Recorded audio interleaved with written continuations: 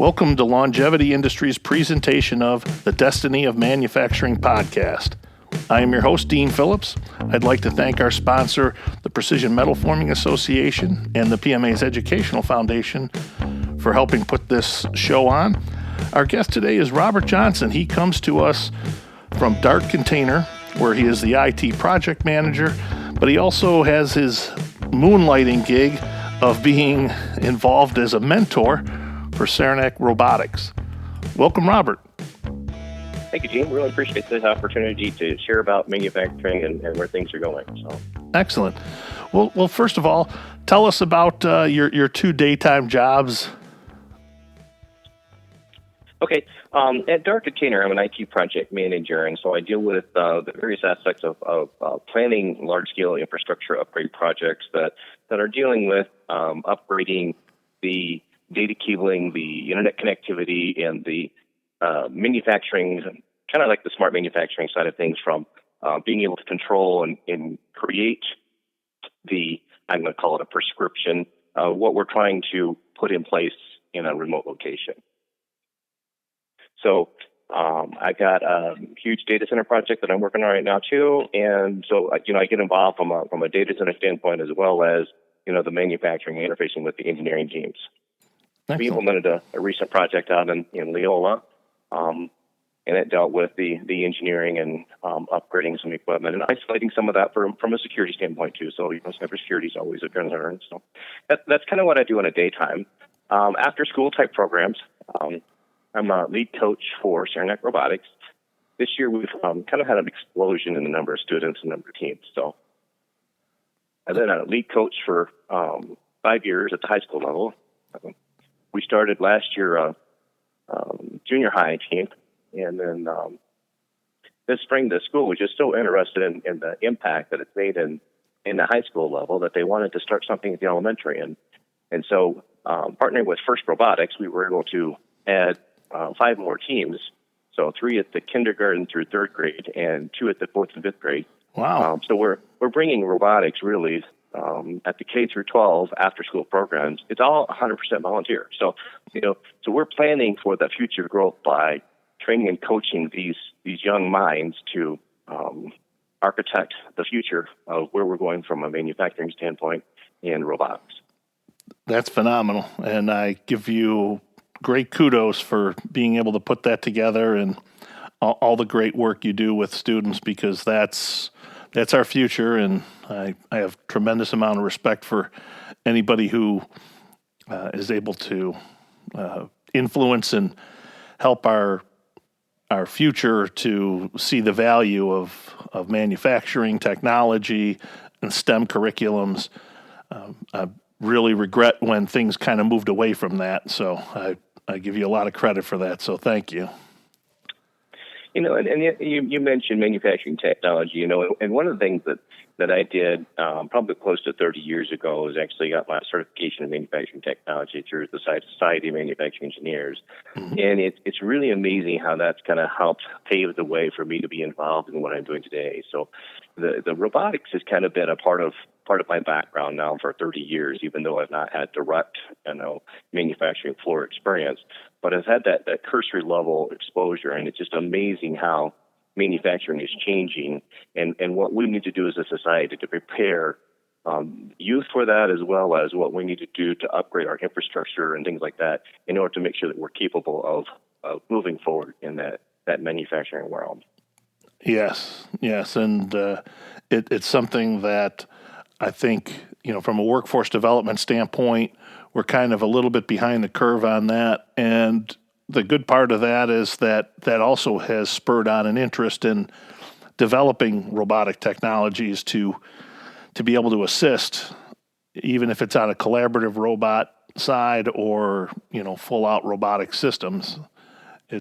There's more. Yeah, actually, you mentioned collaboration, and I don't know if you're aware or not, but there is a program through the state of Michigan that they've got that's called the Marshall Plan of Talent, and part of that is building a consortium of both manufacturing companies as well as educational and nonprofits in order to kind of bridge that gap with talent And so what I've done is I've tried to work with the local community college who recently, a few years ago, received a $17 million grant into the robotics program, and kind of merging that with the local businesses and saying, what type of positions do you have that you're struggling to fill, which is part of the goals of Marshall Plan for Talent, and bridging that with the CERNAC robotics and trying to come up with programs and curriculums that can kind of help push the school system a little bit more. Again, this is all volunteer, but that Marshall Plan portion is to directly help with that talent that we're really trying to see in the local business effort. And the local businesses are just loving the fact that we're able to bridge the gap between high school, community college, and then in the workforce, and the gaps there at the local businesses as well. Yeah, that's something, as being on the SME on the board of directors, we identified a while ago that one of the areas we were really lacking in is that we waited until college to start developing students, and going back as far as probably over 10 years ago, actually starting to get more involved at the high school level. And like you said, even at the junior high level, kids have already started down determining their paths of their future. They really have, and that's kind of what we're seeing, like the addition of the robotics at the junior high level last year for CERNAC.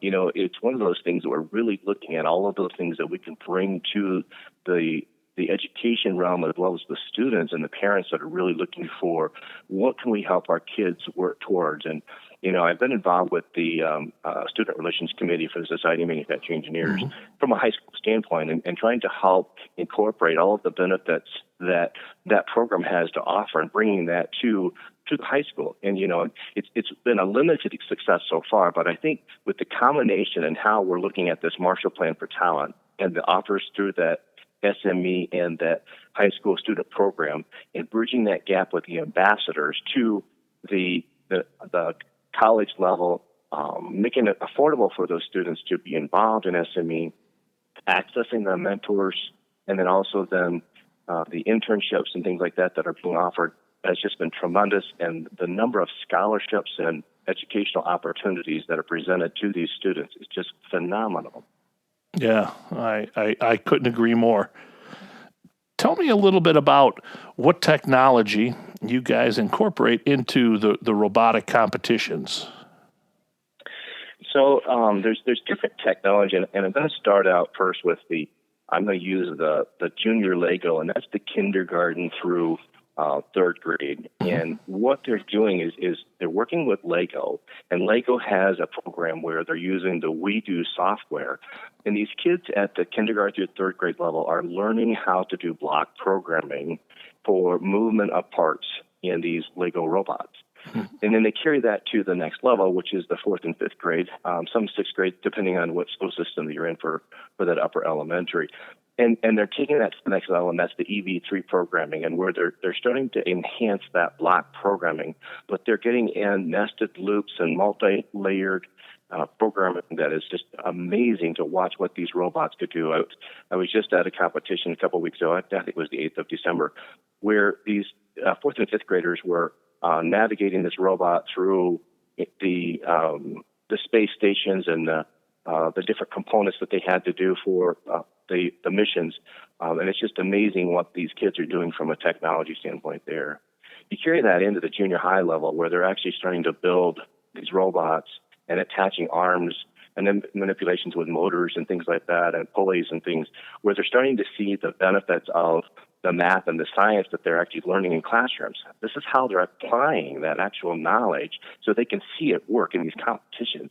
And these kids get so excited over putting these robots on the playing field and making sure that they can accomplish these tasks. It's just phenomenal.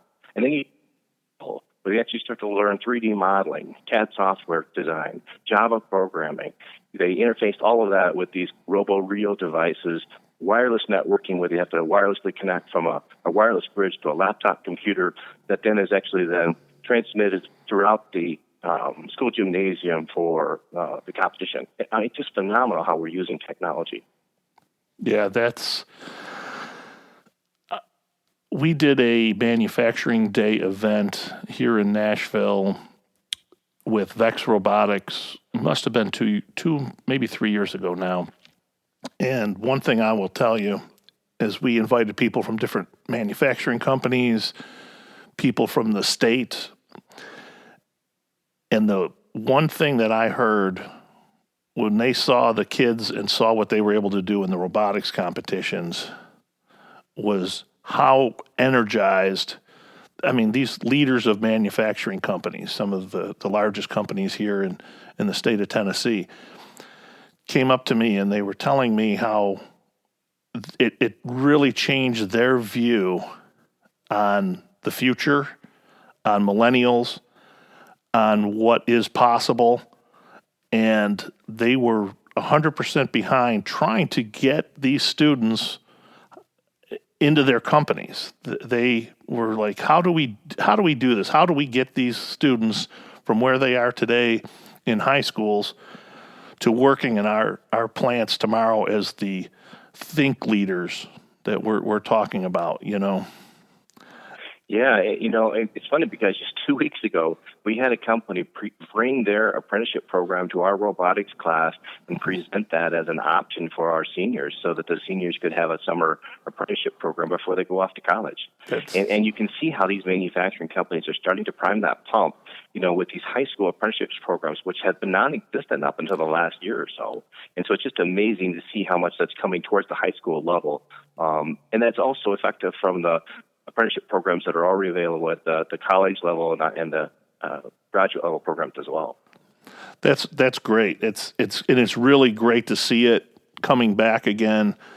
As a former vocational student in my high school before I went on to college, it was probably the biggest life-changing thing that occurred, because the technology that I learned there, doing things like, let's say, AC motor controls. Well, that's more of what I do today than any of the electronic things that I actually am hands-on with. It's more to do with, you go into a plant, it's more about motor controls than it is circuit boards. Yeah, and I think that's kind of dependent too on the type of company and the manufacturing environment that you're going into. And so obviously some of the medical robotics and the vision systems that are going on, you are going to have more of the electronics. But when you're talking about the process automation and the robotics for the pick and place robots that you see a lot that people advertise as far as for what they're getting into for robotics, there's really a much broader spectrum of robotics than just the motor control. Right. And it's just amazing how the phase and the shift of things from a technology standpoint, it's not just motor controls. Right. Yeah, that's what you're involved with, but there's so much more that's available. And it's kind of like, they added the A in the STEM to make it STEAM, right? Yes. And so they're starting to tie that art side of things in the design cycle of engineering, because it's so critical to have that creative capability when they're starting to design these products. Right. Especially with areas like additive manufacturing. Until I got to see some of the people doing the design work in additive using 3D printers and doing software design around what was technically not possible through contemporary manufacturing systems before, that artistic side really opens up a whole different window that people say, well, why can't I build that? And with additive, a lot more things are possible that weren't able to be done through any other process. And that art side of it really changed my view on adding the art to the STEM curriculum. So I couldn't agree more. Yeah, and to me, it's kind of amazing how I'm going to say FIRST Robotics, only because I'm not as familiar with the VAX, but I am aware that there's like 6 different of those robotics competition type companies out there. VEX is one of them. There's Spartan Robotics and FIRST Robotics. So, there's a handful of those companies out there offering this competition type environment for their various style robots. And what we're seeing is that it's not really dependent on the type of robot. There's also the same type of things that are going on right now for the auto-guided vehicles. Yes. And the effort there. The interesting part is you mentioned 3D printers. We can take this 3D print that we've got at the robotic shop, print parts that are actually used in the competitions, and so they're seeing where these additive type things are adding value to their robot in a competition environment, so they can make these parts. And then we can kind of share with them and take them on these plant tours. I'm going to use Cascade Engineering in Grand Rapids, for example. They're one of our sponsors. And so being able to go into these companies and give these kids the exposure to see these tours, right? You're going to have the same thing in Tennessee where you are. These kids are just eating this up and saying, okay, this is what I'm doing at the high school robotics level. Here's the companies and here's what they're doing. It is just phenomenal. I think that's the interesting link there of being able to show students what they're doing in these robotics competitions and building robots and understanding the technology, how there is a real world value to that when they get out there. Absolutely. And I have to give those to NASA, because NASA really has done a great job as far as broadcasting this effort on a global basis. And we're getting ready for our kickoff here the first weekend in January for the high school season. And so NASA is really doing a lot from a space standpoint, right? And so you start talking about this Mars rover, and this Mars rover is going to have this period of operation where nobody's going to be able to touch and interface with it, but this thing is going to have to do something. They call that autonomous, right? And so these kids are learning how to program anywhere from 15 to 30 seconds of autonomous activity at the high school level. And then you say, okay, you see what you're doing here for 15 to 30 seconds? NASA is doing this for the Mars rover for 5 to 10 minutes at a time for this Mars rover. How would you like to go to work for NASA? Right. And it just stimulates the thought process in these kids to say, wow, there really is a lot of opportunities out there. Yeah. That's I think getting kids excited about it is an important aspect, and it shouldn't be overlooked, And you should not, It's amazing. We can get so much more potential if we get the kids engaged in this process. They go back to the parents and say, I want to do this. That's much more powerful than the parent saying, I think you ought to do this because this is going to increase your livelihood. It's going to increase your earning potential. The kids don't hear that, but you get them excited about competitions and robots and technology and show them how that they can get involved and learn this stuff, and then they can apply it later. They're all over it. Yeah. Yep. No, I see it all the time, and I agree. Tell me a little bit about some of the crossovers that you see with the robotics technology and where we're going 5 years from now, how we see some of the things changing. Well, I think, probably from the high school robotics level, we've seen some changes both from a communication standpoint and the speed at which we're wanting to make changes. And so as these students are starting to program these laptops and program the robots in order to control in a wireless situation, we're seeing major improvements in that wireless and that Bluetooth capability in order to in a local environment. But we're also seeing a lot of connectivity changes from a global standpoint in that these kids are starting to collaborate globally on the improvements of these robots. We're seeing that same trend start to happen in these manufacturing companies where they're trying to realize that, I really don't have barriers. I don't have to go down the street for that technology. I can then start to bring in these best practices that are now a global type best practice. And so these smaller companies are now able to gain contracts on a global basis that they really didn't have exposure to in the past. And I think that the thing that we're going to start to see in these smaller manufacturing companies is they can start to compete with these global larger companies and make it more cost effective so that we can bring things to market so much faster. That's an interesting perspective that I hadn't really thought of, but that's it's certainly a great application for what we're doing now. What are some of the difficult changes you see on the horizon coming over the next 5 years?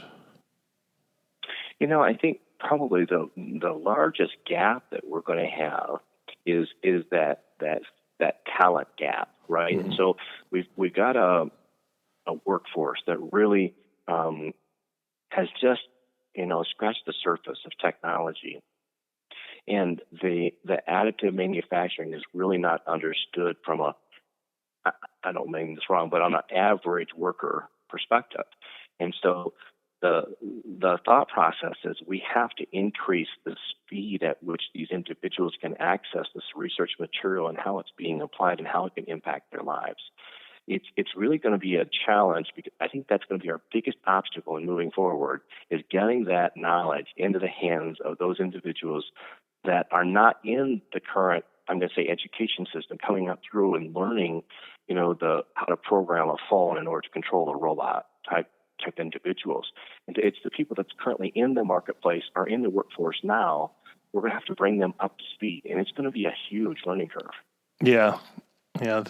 I think though, with the advent of some of these new technologies, like just for example, like the voice recognition softwares, like you see with like Alexa, or pick one of any of a dozen of the companies that put that software out that have actions based upon it, and then tie it into systems that have an if this then that, like that IFTTT applications, where okay, if this happens, then this is what I want to do.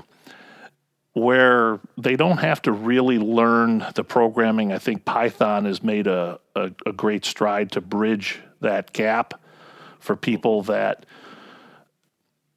it's not as accessible as going out and learning some of the advanced languages, but they can do all the things that they want, if that makes sense. They can accomplish those things, whether it's in robotics. I think that's a big area, like the Lego robots do, is, okay, the kids aren't ready to start learning computer languages, but you can explain very simply what these different block type programming methods are doing and accomplish some of the same things. Mm-hmm. Is there, do you think that may be one of those gaps that can actually be crossed over by more advancing technologies that we can develop? Yeah, the voice activated commands of things has definitely, seen a huge increase, especially, you talked about earlier, the Internet of Things. And that is really amazing how that voice activation can enable those communications and the access to that information. But like you said, the block programming that they're starting to make it functional for the Lego leagues and for the high school teams, so they can start to program in a audible format this block, motor control, to access, drive, and so the ability to articulate what those needs are in that programming is really increasing in the usability. So it's not making it so difficult for many people to get involved in that area, as opposed to you have to learn how to do the Pascal and the Fortran and the older languages that are really no longer needed necessarily in that, if they're doing that block programming. Right. And I think it makes it more accessible. The more accessible it is, the more students I think you're going to draw into the technology sector. If it's not as, I mean, if you think back, I'm, let's say I'm in the later part of my career, and when I started, computers were just coming out. And of course, you sat there with a C prompt, which any kid today has no clue what you're talking about. Dean, I have to laugh because I can relate to you so much on that C prompt. They just don't understand what a DOS prompt is. Right. And well, what made computers more accessible was graphic user interfaces. And I think same thing there is that made the computers more user friendly to a whole slew of people that never would have gotten into computers without that. And I think the more simple we can make some of the languages using systems like a Python, which is a little, or Arduinos, using Raspberry Pi and these other simpler computers that make it accessible, that technology, such that students can go out there and do a lot of things that they probably would not have even entertained the idea of before. Oh, exactly, right?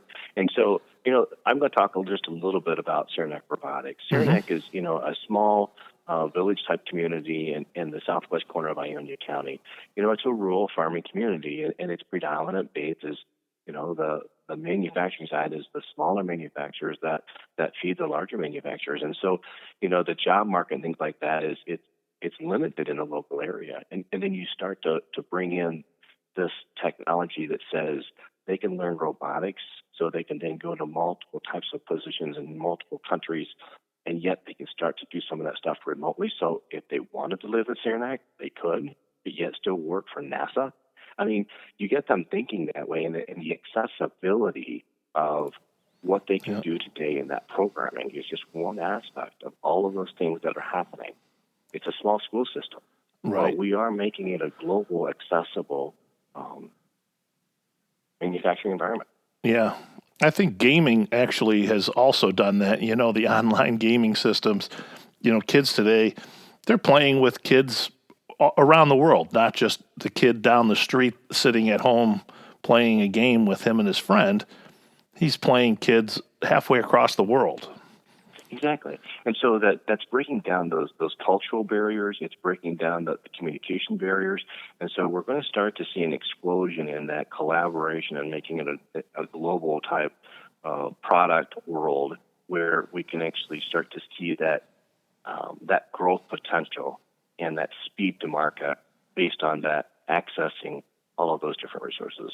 So the gaming, and it's interesting because I had the privilege of out judging down at the state competition for the Tech Challenge last weekend, and it was just amazing because the Battle Creek Bomb Squad was there, and they showed the robot, and they were talking about the challenges that they've got to actually manipulate their robot, and he said, it's almost like I have to hire this high school student that knows how to play games in order to get this robot to do what I want it to do. And so it's just amazing how that gaming can really add value to the businesses today. Absolutely. I think that's a great point. Robert, I hate to say it, but I am almost out of time here, so I do want to thank you so much for taking time out of your busy schedule here to participate here on the podcast. It's been great, and I want to thank our sponsor, the Precision Metal Forming Association and the PMA's Educational Foundation, for helping to make this possible. I'd like to thank our audience. Please go out and make it a great day. Thanks, Dean. I really appreciate the time and the opportunity to share what's going on in the world of manufacturing and the technology and the youth minds that we're trying to architect the future of. Excellent. Thank you, sir. Thank you.